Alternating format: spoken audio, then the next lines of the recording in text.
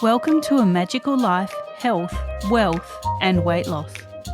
I'm your host, Magic BARCLAY, lead practitioner at Holistic Natural Health Australia and #1 best-selling author. In this podcast, I aim to give you practical tips on how to accelerate and sustain your health, increase your financial, spiritual and emotional wealth, and to look at something that haunts many of us needlessly, weight loss. In some episodes, I'll have guests available to give you even more tips, but in others, the floor is yours. Drop us a line at A Magical Life Podcast on Facebook and let me know what you would like to know more about. Now, sit back and enjoy, because it is time for you to create and truly discover a magical life. Welcome back to A Magical Life. I'm your host, Magic BARCLAY. Today, Rob Krecak joins us. Rob is a thrill seeker, self-professed nerd, question asker, voracious reader, competitor, keynote speaker, and business builder. As someone vulnerable to technology's addictive hold from a young age, video games and Facebook in particular, Rob is on a mission to help individuals and companies reduce stress and get back time to master their careers and lives. He founded Humans First to provide a one-of-a-kind consulting experience that analysed people's efficiency and energy by paying attention to their technology mindfulness. Welcome, Rob. Yeah, thank you so much for having me, Magic. Really appreciate the opportunity to chat with you and the listeners. Oh, thank you for joining us. Now, video games and Facebook. Which video games? Because I have two gaming sons here. So, if it's Diablo, I know it. If it's not, then I probably don't. Oh my God, do you know what's so funny, Magic? Is actually the game that I became addicted to in high school was Diablo 2. So that's so funny. Yes, well, that there you was go. the game. I know Diablo 1, 2, and 3. Wow. I also know how addictive they are. Mm-hmm. They really are. And, and this was when I was addicted. This was in the mid-90s before most people even had a cell phone or an internet-connected computer at home. Me too. And do you know what? My kids didn't even know what Diablo was till I was playing it and they joined in. Oh my gosh. My own fault. I mean, that's the thing, is it's really hard to avoid these things sometimes, technology is just in every part of our lives. It is. Now, look, I love your bio. Thrill seeker, self-professed nerd, question asker. I love that you've attached these labels to yourself and you're so proud of them. That's fantastic. Yeah, thank you. My friends always say that I ask Rob questions. It's like, those are like the tough, hard to answer questions. Well, I ask magic questions and I'll try not to make them too tough. Here comes your first one. And that is, what can your expertise do to accelerate health, not just physical, but also emotional or spiritual health? Yeah. So if you think about what's happening in, really across the world, right? I know the statistic for America. I don't know what it is for Australia, but I think it's pretty comparable. In America, before COVID, the average person spent 12 hours and 21 minutes a day in front of screens and media. And so put it another way, that's like 3/4 of our waking lives, 7 days a week in front of technology. And, the name of my company, Humans First, is a reminder that the most love and happiness and joy and meaning in our lives comes from connecting with the hearts and souls of other people, not with technology. And so because we use technology for literally almost every aspect of our lives, I truly believe that being mindful with your technology and using it differently can literally impact almost every part of your well-being. It can make you happier, it can make you less stressed, it can make you be more present, more connected with people. It really does an incredible amount of things. It certainly does. And, people's mental health can take a dive and they don't realize it often when they're spending a lot of time on their screens and on technology. It's almost like we lose that human connection, which we need for mental health. So what are some ways that you find you're mentioning to your clients to lessen their screen time? Yeah, there's so many ways I could take this answer. But I would say the main thing is that, the average person spends about 4 hours a day on their phone, and that's average, right? If you're a younger person, you probably spend quite a bit more, 5, 6, 7 hours. In fact, I have some people in my life who are young and they spend 10 hours a day on their phone, and that's just their phone, not to mention computers and TV. And what I just started coaching people on is to, take a look at your screen time each week and say to yourself, do I really need to be doing all the things that I'm doing on my phone? Or could I maybe cut out, let's say, half an hour or an hour a day and spend that time with other people? And a lot of the times we are able to cut some time out and, do more meaningful things with the people in life that we care about the most. And, if you think about it, whether you realize it or not, you speak with how you spend your time.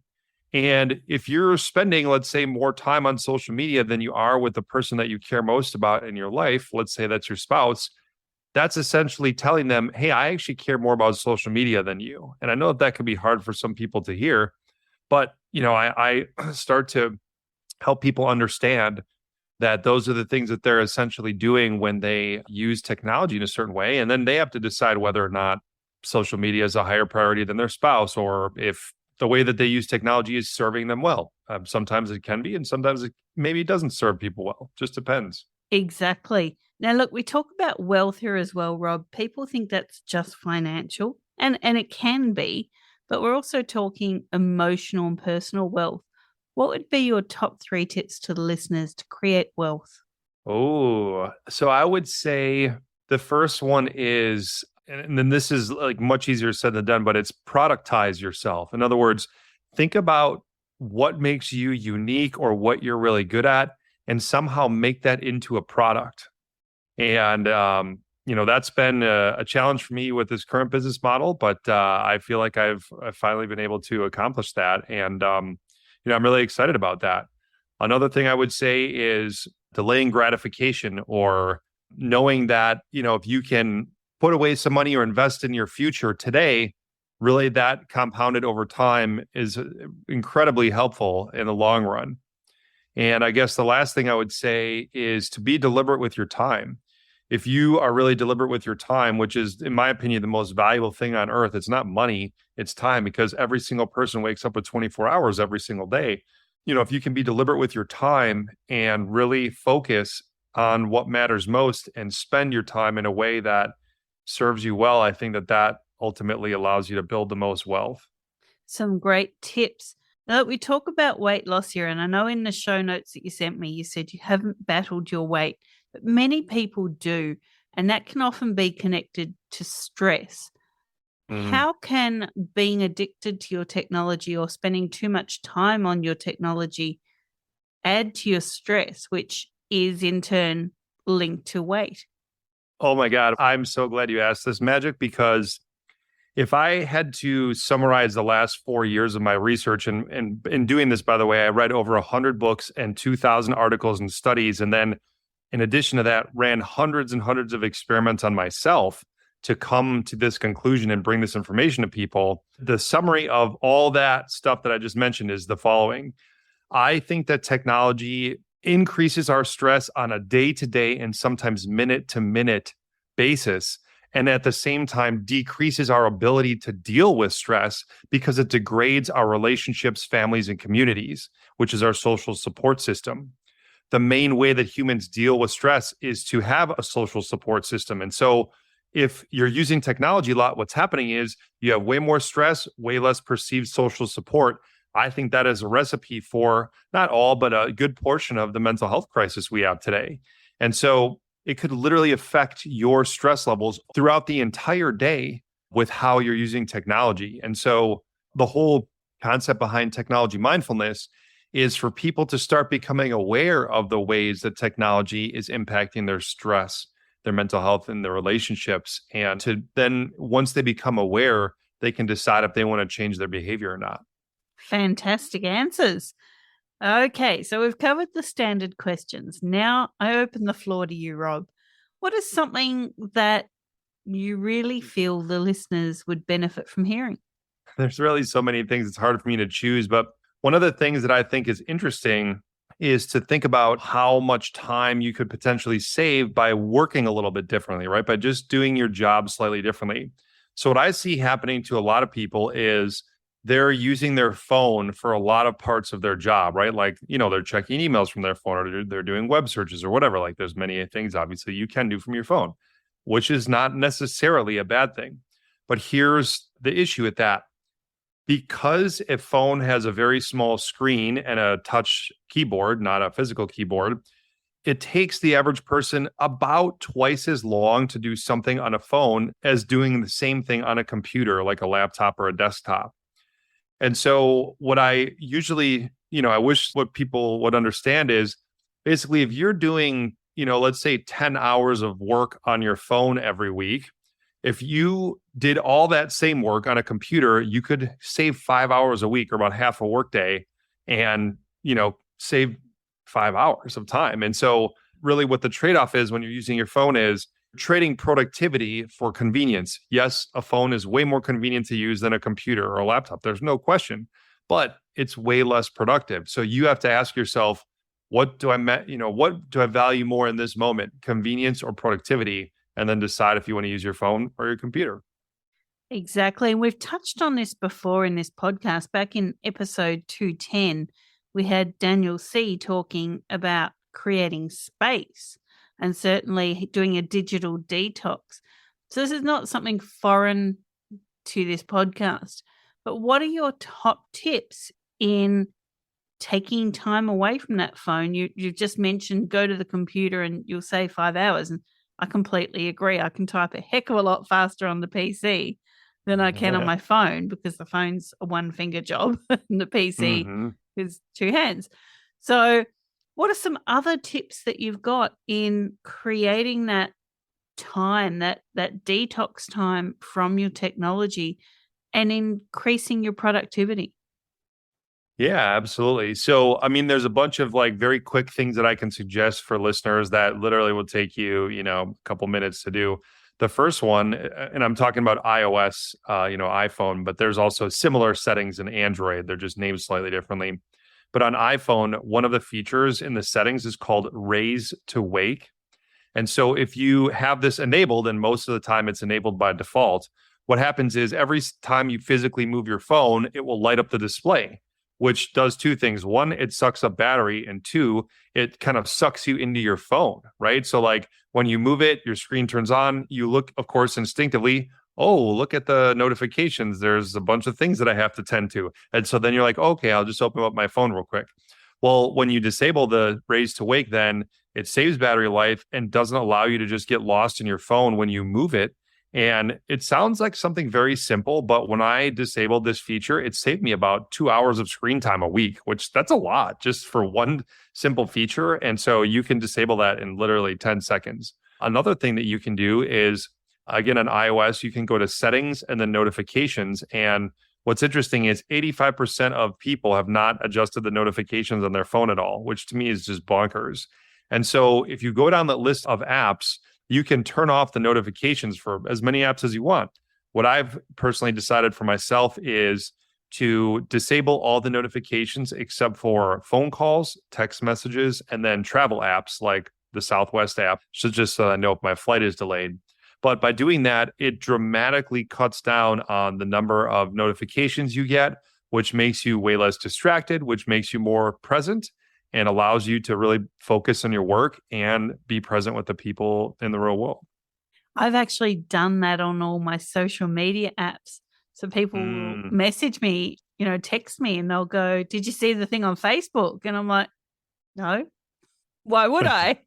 Unless I physically log in, I can't see it.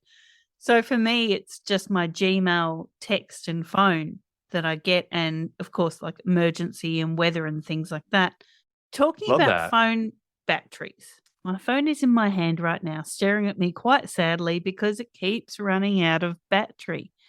Now, I've taken myself off all the messenger chats and things like that, and so that's not just popping up now. What are some other ways to save battery? Oh, interesting. Well, I actually owned 4 cell phone repair stores. And so I do know that, and we did many, many battery replacements on almost any kind of phone you can imagine. And I do want to be clear that, even if you do as many things as possible in the software, the batteries do just have a finite life. And generally it starts to, the battery life substantially degrades starting at around 18 months, but it really just depends on your use and the type of phone and a bunch of other things. So just to be clear, I mean, I could tell you 10 things to save your battery life, but if your phone is like 5 years old, it's probably just has a bad battery or a really kind of worn out battery, and you probably need to replace it. But in terms of saving your battery life, another thing that I thought was really helpful is there's a feature in iOS where you can go to settings and then notifications. And then at the top, it should say scheduled summary. So if you click on that, you can choose a bunch of apps. Like let's say you choose the 5 apps that you use the most that give you a lot of notifications. And you choose those apps, and then you choose what times of day you want the notifications to come in. So let's say it's every other hour, right? Starting at 9 a.m. So 9 a.m., 11 a.m., 1 p.m., blah, blah, blah. So then what happens is iOS will group all the notifications from those 5 apps and deliver them to you all at the same time every other hour or whenever you specify. And so that way it dramatically cuts down on the notifications that you do get, but you still get them. It's just all at one time. And so again, it really makes you interact with your phone way less and not light up the screen all the time with the notifications from all the different apps. Definitely will save your battery life. Fantastic. So tell us a little bit more about the consulting that you do. How can people find you, and what is a typical session for you? Yeah, so people can find me on humansfirst.us. That's my webpage. And, I do a lot of different type of consulting, but the main thing that I do is help individuals and groups with technology overload. And I also help and guide companies to officially transition from a 5-day work week to a 4-day work week with no loss in productivity or profitability. And so the way that the sessions are structured or the agreements are structured really just depends on if you're a group or an individual or a company.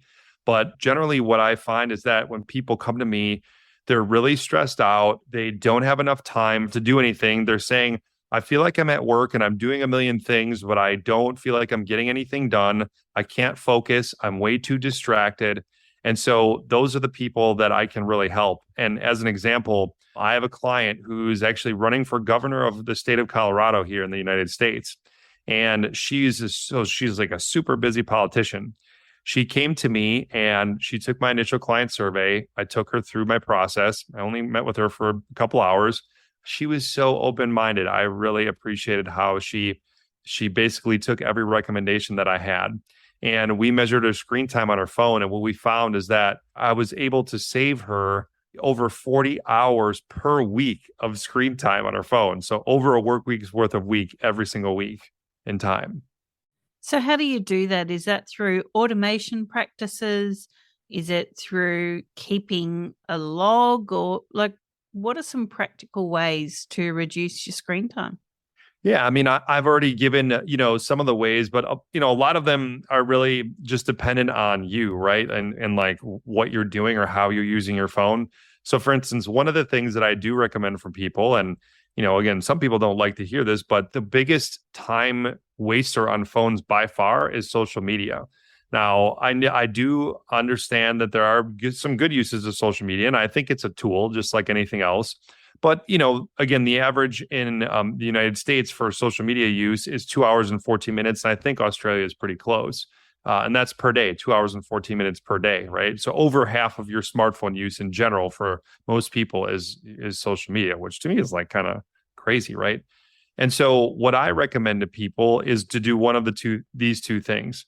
Now, they both involve you using social media as much as you want, as long as you want, as often as you want. It just makes it slightly less convenient. The first option is to completely delete social media from your phone, but then use it from a laptop or a computer.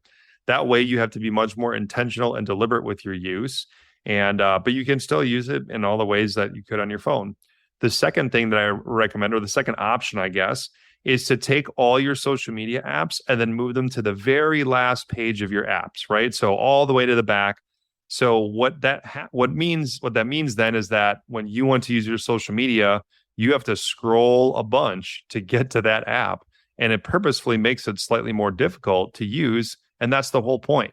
We want it to be difficult or more difficult so that you're not on it as much. And I think that when you change that, even if you just, for instance, move it to the back of your phone screen, you'll realize that you are using it probably way more than you needed to, and that it really isn't a necessity in your life anymore.